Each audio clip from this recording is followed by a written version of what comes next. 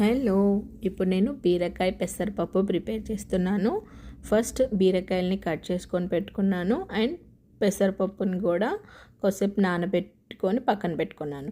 ఇప్పుడు ప్యాన్ తీసేసుకొని ఆయిల్ వేసేసి ఆయిల్ వేడెక్కిన తర్వాత ఆవాలు జీలకర్ర వేసేసుకొని కరివేపాకు కూడా వేసేసుకొని చిట్పటన్న తర్వాత ఉల్లిపాయలు పచ్చిమిర్చి వేసేసుకొని మంచిగా మగ్గనివ్వాలి. ఇప్పుడు దీంట్లోనే నేను పసుపు, ఉప్పు, గరం మసాలా, జీలకర్ర పొడి, మెంతి పొడి, ధనియా పొడి, కొద్దిగా పెప్పర్ పొడి అవన్నీ పొడులు వేసేసుకొని ఈ ఉల్లిపాయలు పచ్చిమిర్చి మగ్గేంతవరకు మగ్గించుకోవాలి.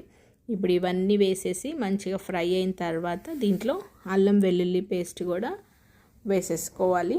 అల్లం వెల్లుల్లి పేస్ట్ వేసేసుకొని అది మగ్గిపోయిన తర్వాత మనం ఆల్రెడీ నానబెట్టుకొని పెట్టుకున్న పెసరపప్పుని వేసుకోవాలి. పెసరపప్పు మంచిగా పెసరపప్పు వేసుకొని పెసరపప్పు మగ్గిపోయేంతవరకు మంచిగా పెసరపప్పు కూడా ఈ తాలింపులో ఫ్రై అయిపోవాలి.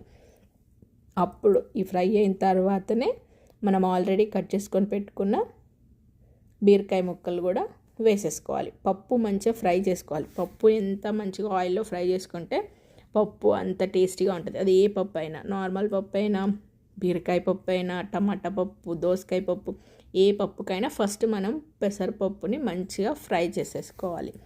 ఇంక ఇప్పుడు బీరకాయ ముక్కలు వేసేసుకొని బీరకాయ ముక్కలు కూడా మగ్గిపోయిన తర్వాత కొత్తిమీర వేసేసుకుందాం. కొత్తిమీర వేసేసుకొని మళ్ళీ ఒకసారి కలిపేసేసుకొని ఇప్పుడు ఈ పప్పు మునిగేంతవరకు, పప్పు బీరకాయ ముక్కలు మునిగేంతవరకు నీళ్లు పోసేసుకొని ఉడకనిచ్చుకోవడం అంతే. చూసారా, బీరకాయ ముక్కలు కూడా మగ్గిపోయినాయి. ఇంక ఇప్పుడు దీంట్లో సరిపడినంత వాటర్ పోసేసుకొని పప్పు బీరకాయ ముక్కలు ఉడికేంతవరకు ఉడికించుకోవడం.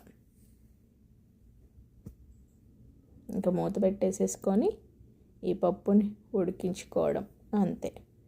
ఇది పప్పు ఉడికిన తర్వాతనే మనం దీంట్లో సరిపడినంత కారం వేసేసుకోవాలి. కారం వేస్తే పప్పు ఉడకదు. ఇంకా చూసారా, పప్పు ఉడికిపోయింది. ఇంకా దీంట్లో కారం ఒక్కటి లాస్ట్లో వేస్తున్నాను. మిగతా మసాలాలన్నీ నేను తాలింపులోనే వేసేసాను. ఈవెన్ ధనియా పొడి కూడా నేను తాలింపులోనే వేసేసాను. ఉప్పు అన్నీ వేసేసుకున్నాను. చూసారా, మంచిగా ఉడికిపోయింది. కారం వేసిన తర్వాత కూడా మంచిగా ఉడికిపోయింది.